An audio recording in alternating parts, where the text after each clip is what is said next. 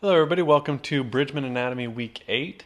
We're going to be moving on into the Bridgman musculature now, moving beyond just the simple skeletal structure and moving into the actual surface morphology, the surface musculature, and how he designs it and uses it to enhance the figure.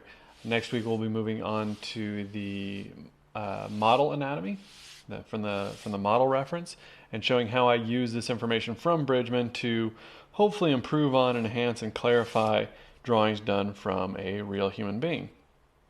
And what I keep from the drawings or the photo to balance that out. So again, for me, that's what photo reference is about. Taking from the photo reference what you think works well and enhancing it and clarifying it with knowledge. That's what Jeff always goes back to. Part what you know, part what you see, and part what you'd like to see. So basically, you're using what you know to enhance what you see to make what you want to see. And that's really what this class is in large part about. And it's one of the great things about Bridgman is it really teaches you to do that.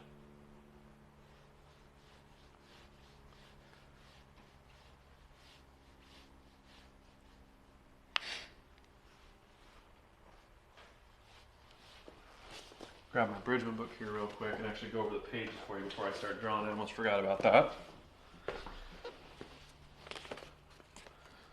So with the torso anatomy, there's lots of good stuff for the torso musculature. So starting at the torso, pretty much anything on these two pages is really great. Not so much on this page. The stuff on this page is good. This page is great. I love that drawing. A lot of fun to copy that drawing. Anything on these two pages is also great. A lot of fun. This guy and this guy in particular are really good. I drew that one last week, but this one is a great accompaniment to that.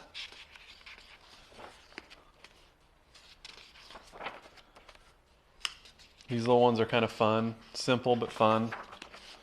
This is great. This is a great drawing here. It shows the splayed musculature on this side and then a little bit more rendered on this side. This is a lot of fun, showing the structure and activation of the scapula or lack of activation of the scapula in that angle. This is really good. These drawings are great. So yeah, lots of good torso stuff. Again, really good. Really good page over here.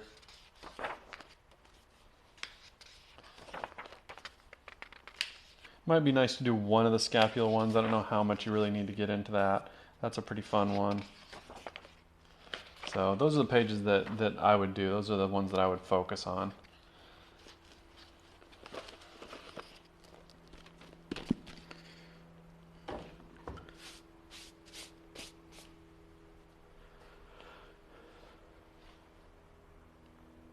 So over here we've got the one that I'm working from. So that's the drawing I'll be doing. So I want to start by getting that big sweep, that big gesture of the overall pose. Got the angle of the shoulder.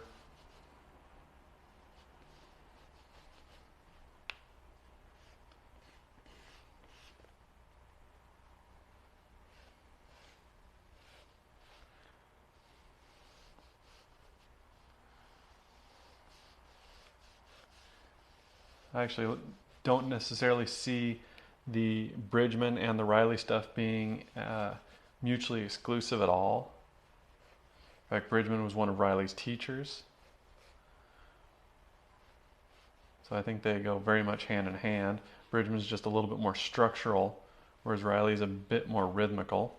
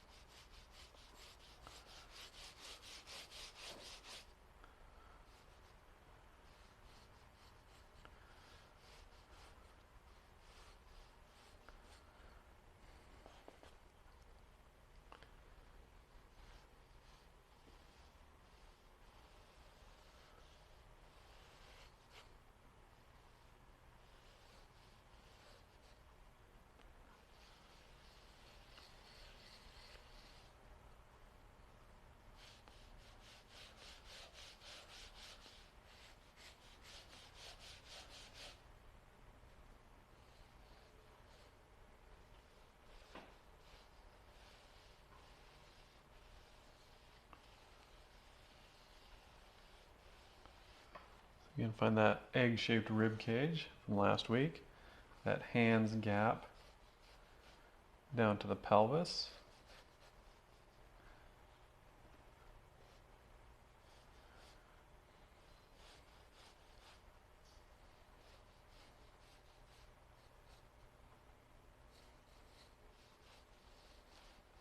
Again, studying that knowledge from last week, we can see where that comes into play drawing the musculature. I don't feel the need to go in there and over-describe that skeletal information, but just knowing where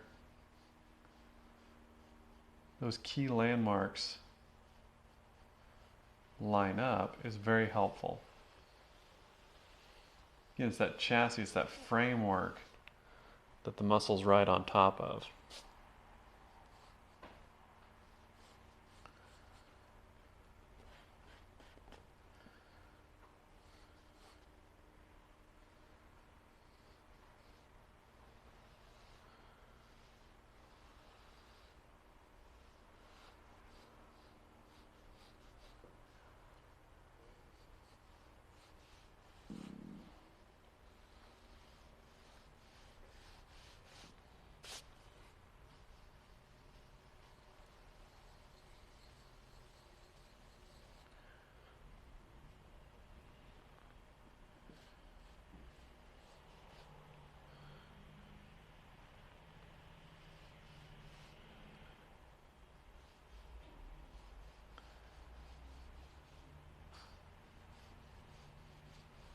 Pecs wrapping around that rib cage. You can almost imagine a loop going all the way around.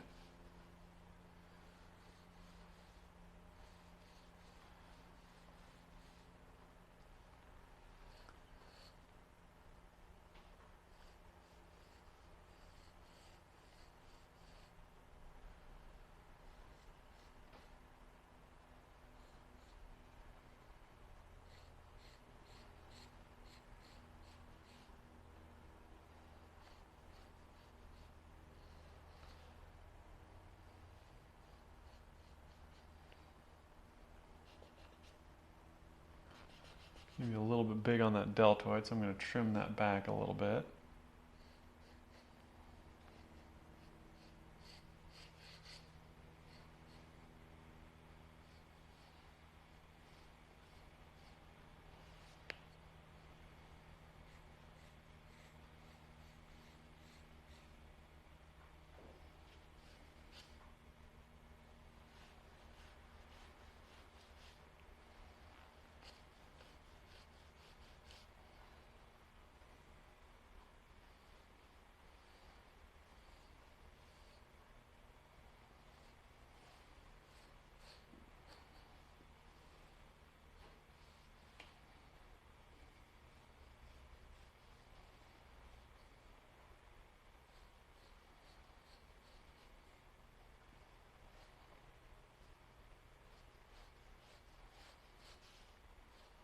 Got the rib cage. And the abdominal block coming down. And connecting down to the crotch. We've got a little bit of the far side hip showing. Probably a little too tapered at the back here, a little too much of a back arch. I'm going to tone that down just a little bit. Gluteus medius, gluteus maximus. Gluteus maximus coming around and attaching to the iliotibial band. The hip flexor comes around.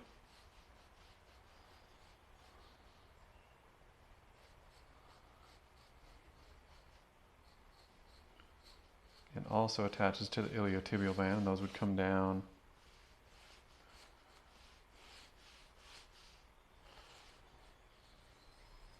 and attach to the, you guessed it, the tibia.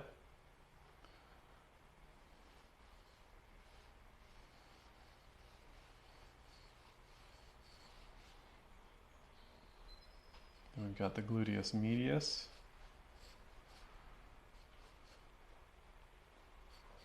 Gluteus maximus, as I mentioned earlier. Then the hamstrings, biceps femoris. And that's going to come down and attach to the head, or at and around the head of the fibula.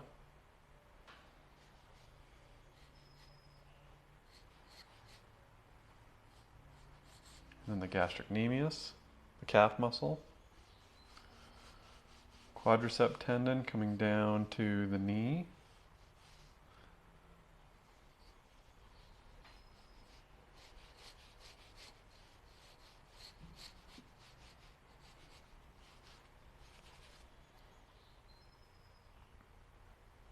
Rectus femoris, creating that bulge at the top, coming from the inferior iliac spine, and then down onto that quadricep tendon, eventually down to the patella.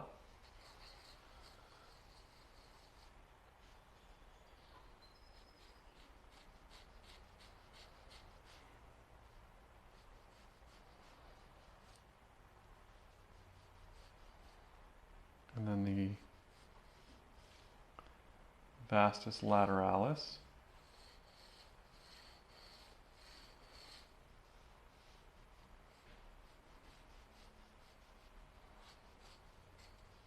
Also part of the quadricep.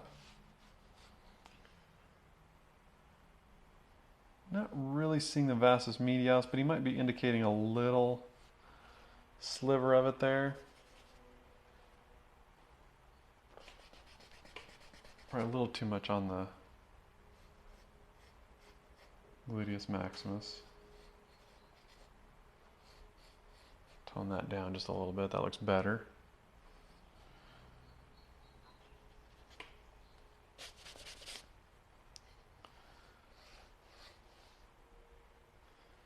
We've got the oblique that we talked about last week.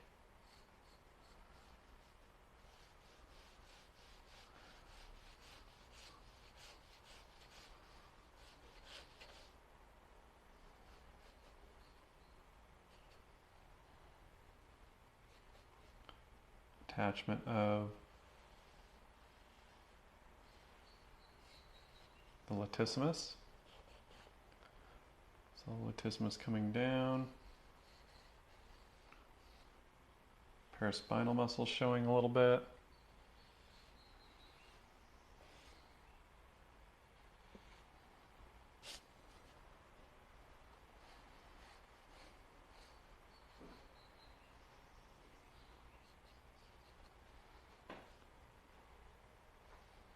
Rectus abdominis coming up and strapping up onto the rib cage.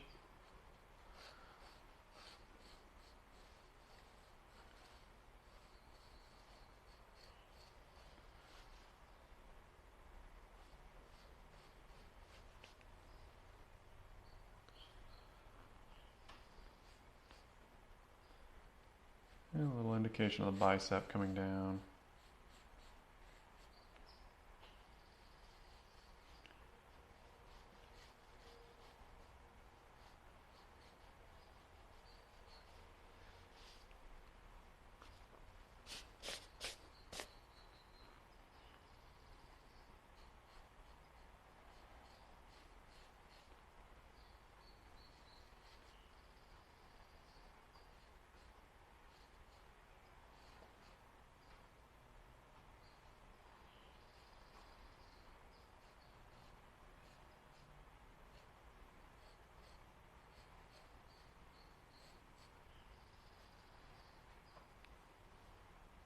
Little indications for the serratus.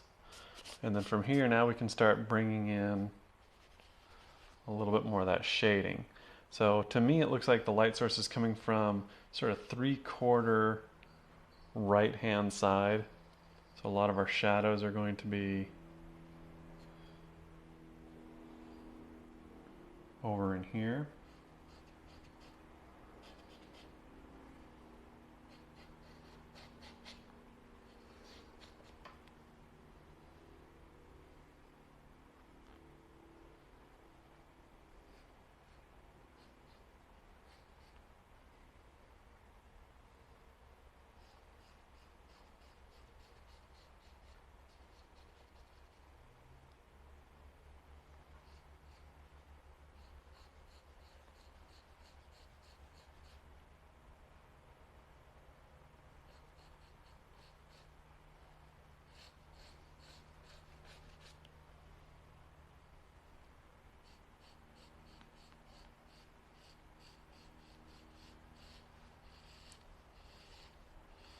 Get that sort of conch shell, snail shell curvature to that deltoid.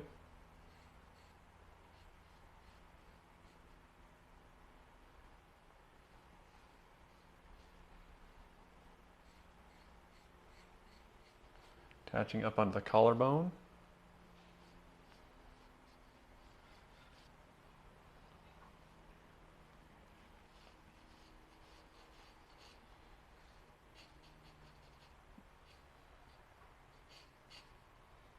Here it looks like he's actually indicating a little bit of the pectoralis minor. Wouldn't be nearly that big, but that's the only thing I can really think of that he would be indicating there. So I'm going to shrink that down a little bit.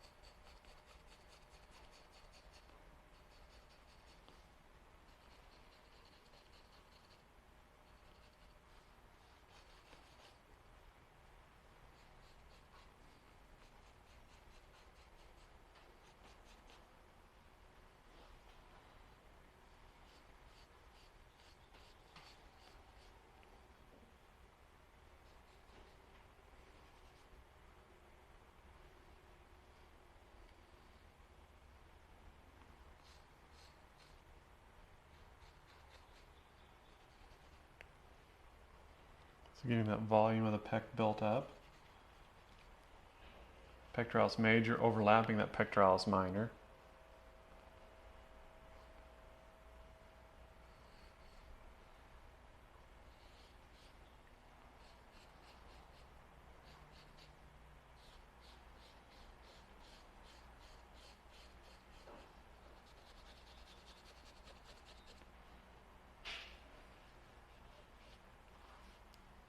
Overall volume of that lat and rib cage, so you can see it rolling around the lat, and then I've kind of jog it up a little bit to show a break to the rib cage, which I see on his drawing, so it's not like I'm not taking credit for that. I see that there and I like it, and it's something I use actually a lot in my drawings even if I don't see it. Just a little bit of activity to that form shadow is all it needs. Then come down here to the opening of the rib cage.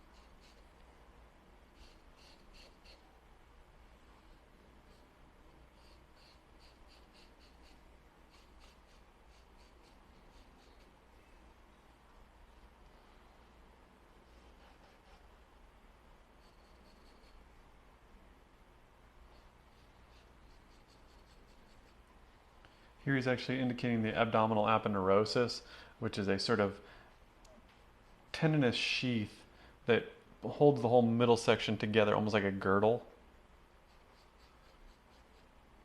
Because there's not really much going on in there to hold everything in. So there's sort of this big, sort of containing sheath that wraps that whole midsection.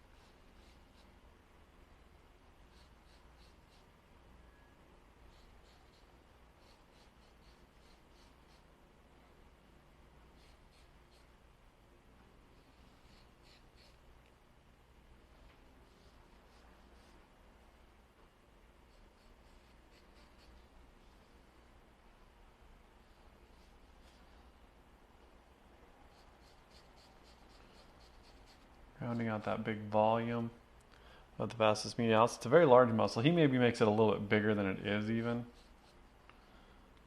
but it is a very large muscle because the legs need a lot of power to jump and run and kick and things like that. Require a lot more power than, say what the arms normally need.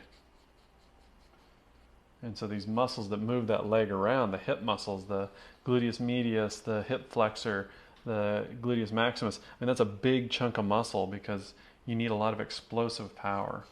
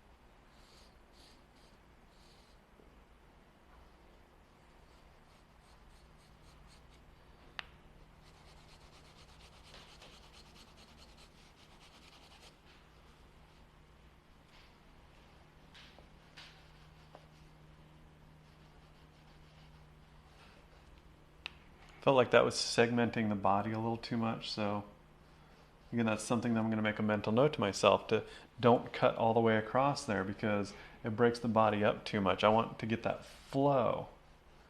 So I need the shading to go a little bit more with the sweep and not so much with the structure.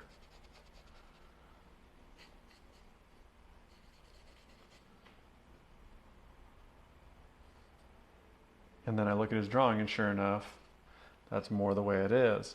To me, that's the way a lot of learning happens for me personally, is that I look at something and my gut tells me that it isn't working, and then I'll look closer at whatever it is that I'm drawing, and sure enough, if I take a second look and try to be more objective about it, I see that that's the way it actually is. And my mind was overriding for some reason and injecting what it wanted to see.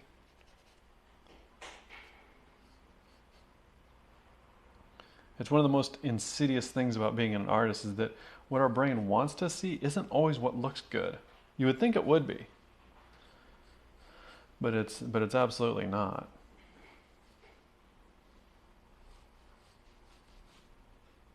Like the brain likes to create repetition and pattern. But too much repetition and pattern in a drawing looks artificial. So like on those serratus, you don't really want to make them the same all the way up and down. Up in here, you don't want to make them exactly the same. You want to vary them in shape and value and edge. And right now mine are even maybe a little too repetitive, so maybe change that up a little bit.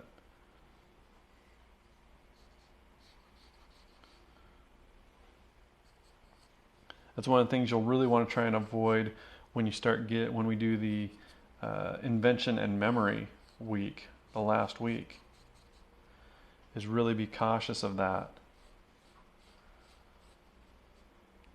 Because really one of the hardest things about doing invention is making it feel authentic by having it be somewhat randomized. Again, harmony and diversity.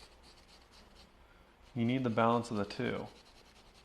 And often when people do inventions, it's too harmonious.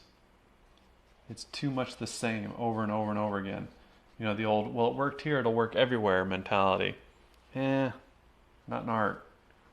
Too much of one thing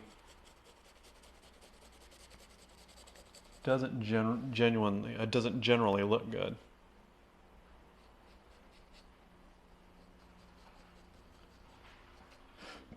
So we want to try and create some variety.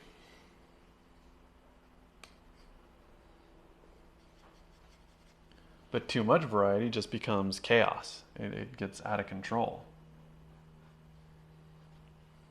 So it's always that balancing act. That's, to me, is one of the hardest things about art. Unify, but not too much. Design, but don't over-design. And again, that's something that Bridgman's just really good at, in my opinion. It's one of the reasons I like studying him, is that he gets enough of that structure and that harmony and getting everything to work together like a machine, but he doesn't repeat too much. He makes each indication fairly unique, or unique enough.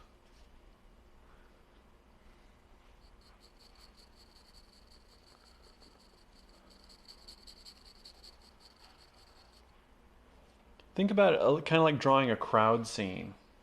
You want it to read as a crowd, so you want everyone to kind of group together and be homogeneous to a certain degree, but you don't want everyone to look exactly the same, because then it becomes artificial and phony. So you want them to be enough the same that no individual stands out, but not enough different that they become individuals. And drawing in general is very much that same thing. You want to tie things together and design them so that they present as a unified whole, but not so unique and separate that it all falls apart. And a lot of people will say, well, how do you do that? Man, if I could put it into words, I'd write a book. It's really hard. And a lot of it just comes down to, again, the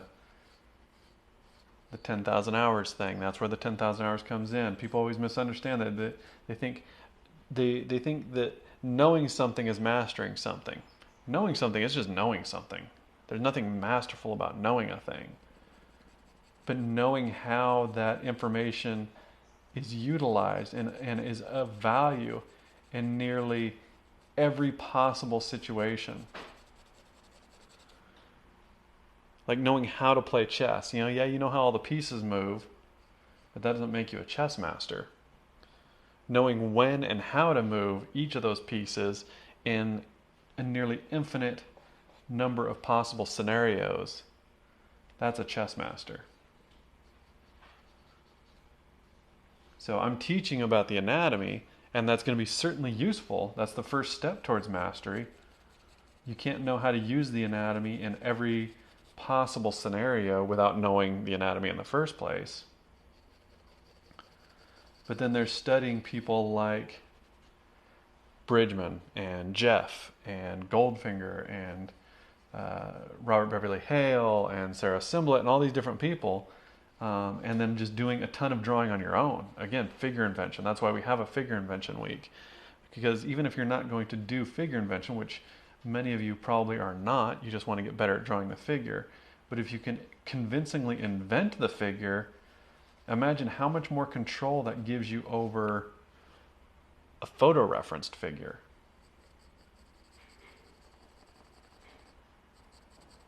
Like, I'm decent at figure invention. I'm passable at it.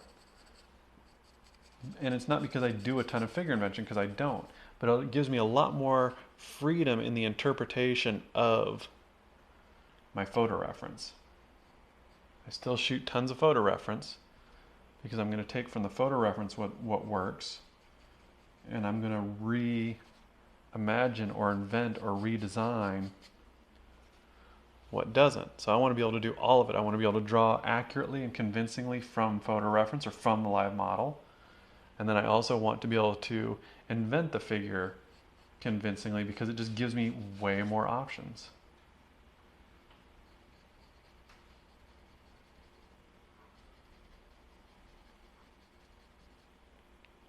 One day I would like to be as good at figure invention as I am at drawing from the live model or from photo reference. Not sure that's ever going to happen, but I'd like to.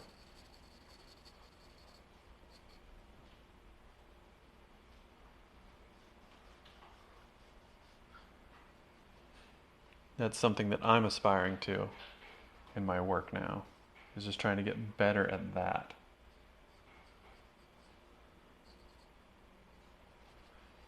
And it's not like I feel like I'm at the end of my study of the live model, because I'm certainly not, but I'm a lot better at it than I am figure invention.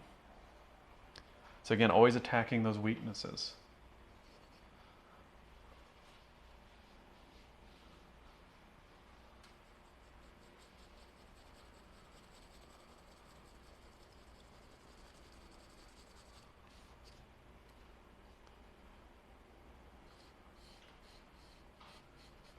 And I know that's kind of a lot of just,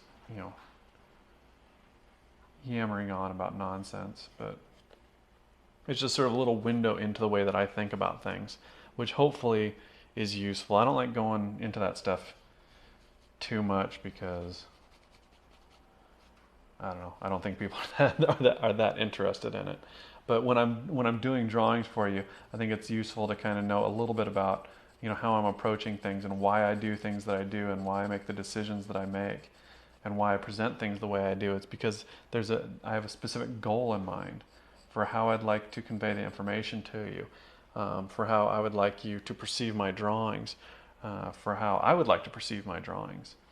And so I'm always trying to find ways to put that into words, and sometimes it ends up being more words than I would like. But there's a reason why it's a visual language. It doesn't always communicate well through words.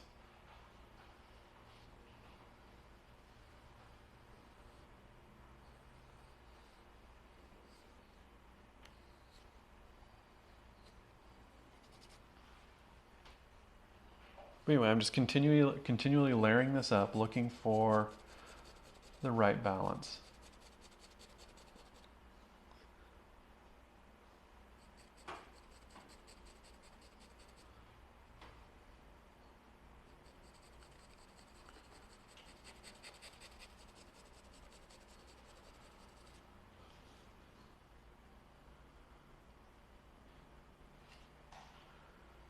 One of the really confusing areas for me that I'm trying to solve, and I'm always trying to get better at drawing on his drawing, is this area in here. In the reference, it's cool. I like what he's got there, which is one of the reasons that I'm always trying to capture that feel, but I'm not sure I've ever completely gotten the aesthetic that he's got there. Because it all reads to me, I know exactly what's going on, but it's very loosey-goosey.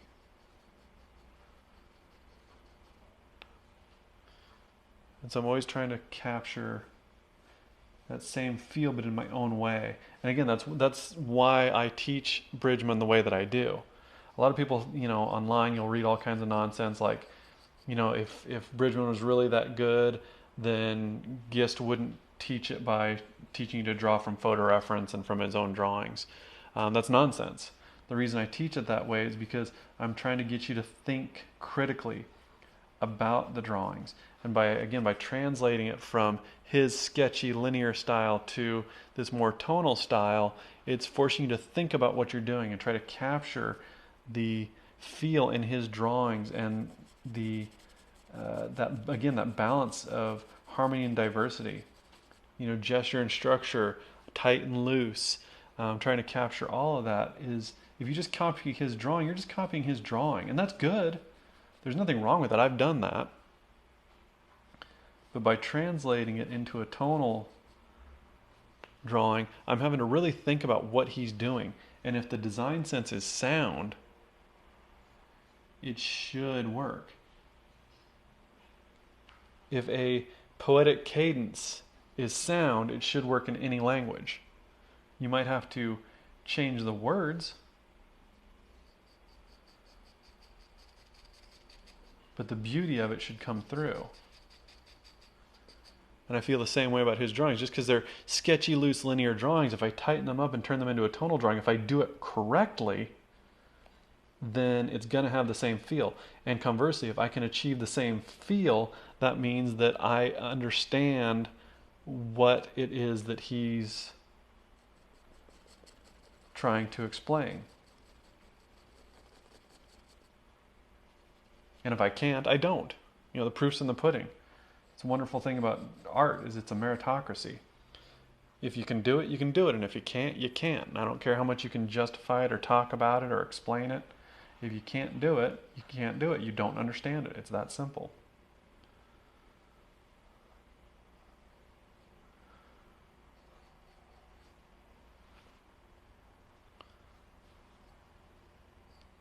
And so that's why I kind of teach the way that I do, through example and through demonstration, and through metaphor and analogy, because to me that's what it comes down to. It's either it makes sense and it works and it's beautiful in a similar way, or it's not. And if it's not, no big deal. It's not like, you're a horrible person or anything. It's just that you're not there yet. And so you keep doing it, which is why I keep doing this. I mean, I couldn't tell you how many times I've drawn this drawing. I don't feel like I've ever completely succeeded at it.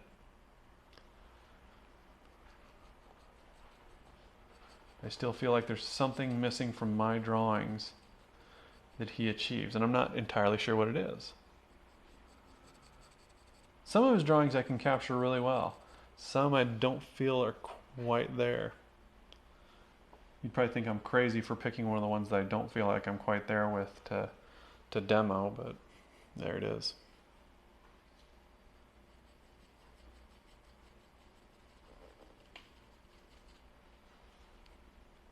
So anyway, there's the big blocks of musculature. I think the drawing's working pretty well.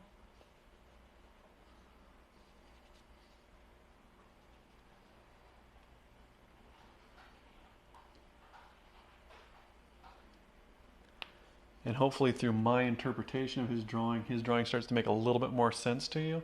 I know that's what helped me out a lot. Seeing Jeff do this exact same thing. Really, I always liked Bridgman's drawings. From the time I was,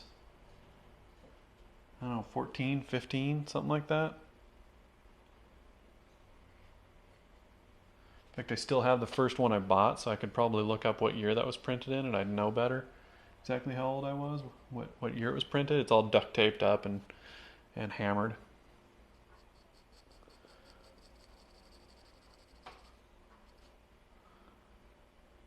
But I never really understood exactly what he was doing. I just knew I liked it. And then when I came to the school here, in fact, that was one of the selling points for the school. A guy that I met told me that he went to this school that was basically just a tonal version of Bridgman.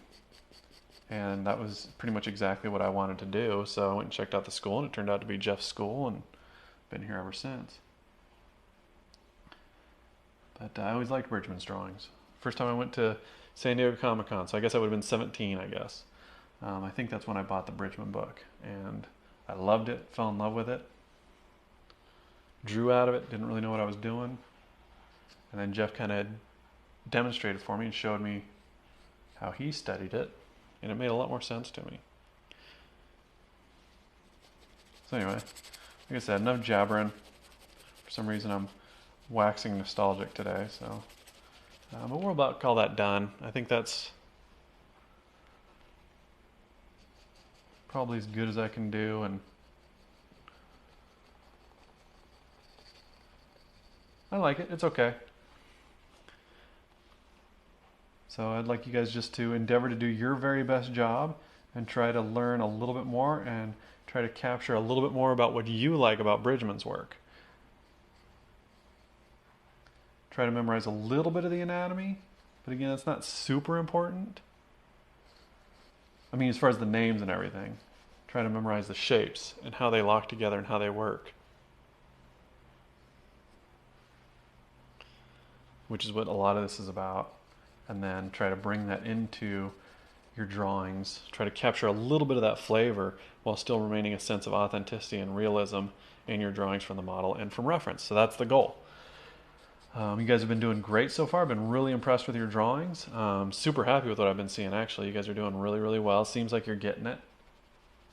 So we'll go ahead and call that it for today. And next week we'll be moving into the last of the strict anatomical study. And then the last week will be a sort of fun day. Be last day of kindergarten pizza and Pepsi day. We'll have some fun doing some figure invention and drawing from memory. So great job so far. Hope you enjoyed yourselves. Hope you got a little something out of it, and I look forward to seeing your submissions.